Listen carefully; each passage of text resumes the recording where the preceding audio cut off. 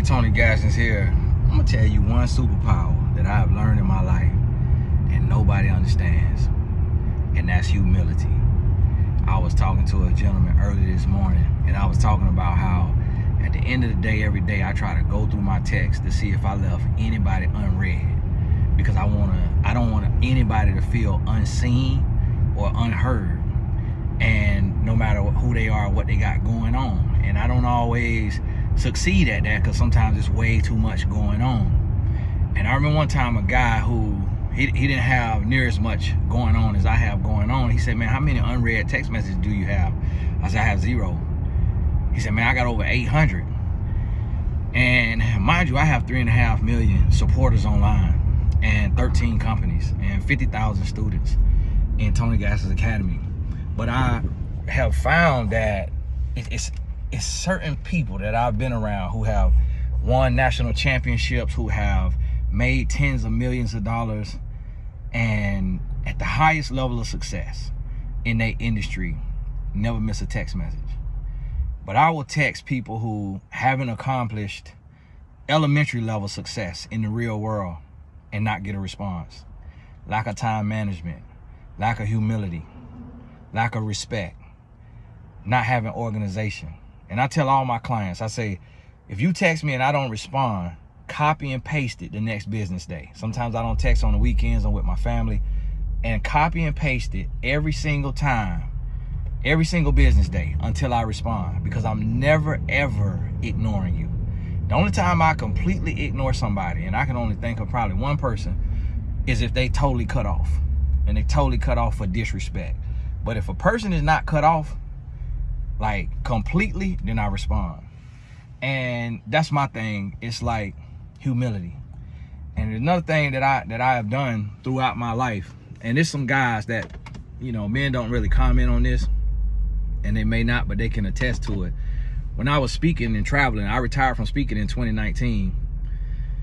And there's some coaches that'll tell you too. I would reach out to the coaches and I would say, hey, can I bring my mentee with me? You know, he's just watching. Can I bring this former NBA player with me? He wants to be a speaker. He's just watching.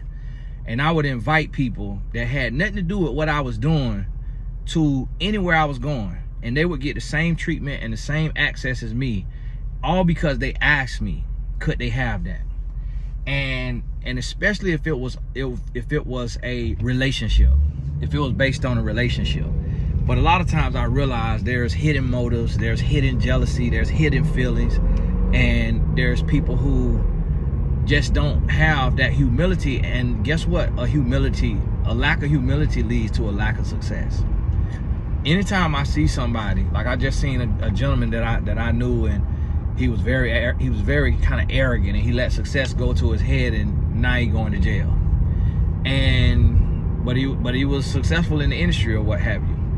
And the guys I know that I've mentored, you know, from pro sports, who didn't listen, the ones who were arrogant, they knew it all, now they broke, homeless, in prison, some are not alive, like all kind of stuff happened because of a lack of humility. And I want you to understand that humility does not mean a lack of confidence. Humility does not mean that you're the nicest person in the world. Humility does not mean that you don't stand on business. Humility does not mean that you don't confront people and that you don't speak your mind. Humility means that you don't treat anybody less than, and that you want everybody to have what you have as much as you have more than you have, and that you go out your way to open the door and be a blessing. And there's so many times people come to me and they try to compare success, and they wonder, and they were like, man, how you got this, how you got that, how you do this, how you do that, how you got this, how you got that. For one, it's a Christ-like humility. And if somebody late to a meeting, if somebody ain't got this, ain't got that, now I'm principled. Humility don't mean I get ran over. I run off principles. I don't let nobody play with me. But at the same time, I move with humility. And that right there has changed my life. Any and every single young man who has said, hey, Tony, I met you here, I met you there. Can we have a conversation? Can I come to your office? You know, if I have to cancel 3 times in a row, I'll still keep rescheduling the meeting. And that's one thing that I feel like God has blessed every single thing I put my hand to. Every business and everything go up. But it's some people that I've noticed that they want success, they want longevity, they want all of these things, but don't have genuine humility. And that's right there. If I could give you any secret, it's to get off that high horse. Stop thinking you all of that. Stop thinking you somebody.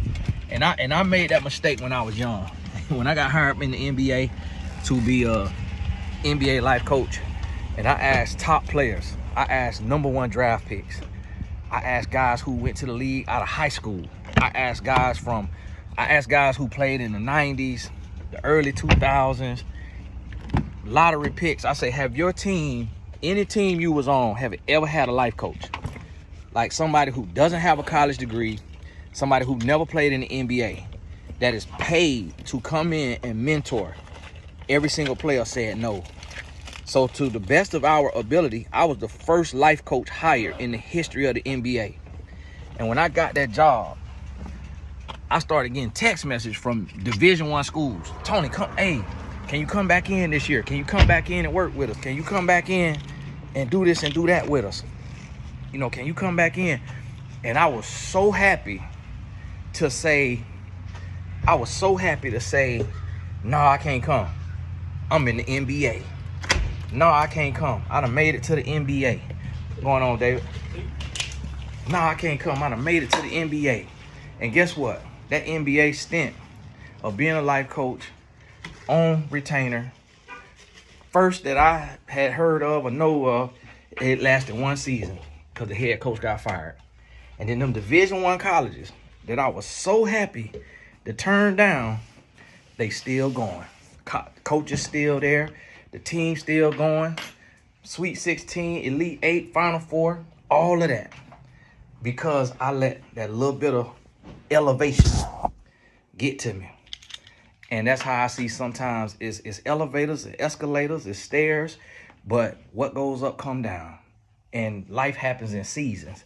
So you got to be careful how you deal with people, how you treat people, because seasons change. And you can't ever let arrogance set in the way. You got to be humble. You got to be flexible. You got to be malleable.